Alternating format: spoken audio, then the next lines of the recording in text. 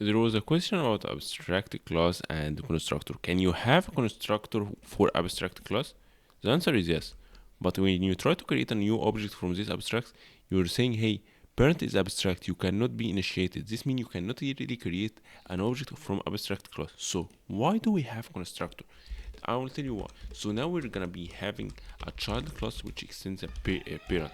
This means now we need to kind of make a constructor, and if we try to make a constructor, we are gonna be making sure that we're able to call the super class. For example, now we can add this parent name or a child name. You can now use this kind of like super class which is related to this parent method, and now instead of you making this object, you can use this kind of as a new child, and you're handling this kind of behavior also. For example, if you're gonna be creating constructor with no body, so I want to have constructor, yeah, this is a constructor with nobody, so I need another constructor with name. So let's do parent with name.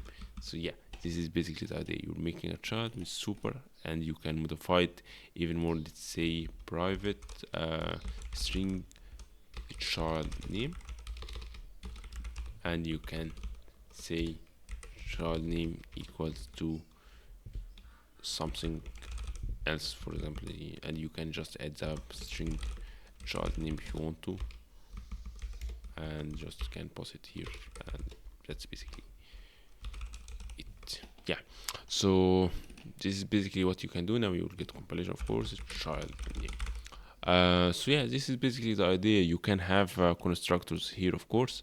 This one we can actually have this one here because we're gonna be using this. Yeah. So this point you can have constructor in abstract class, but you know that its usage will be most probably in subclasses.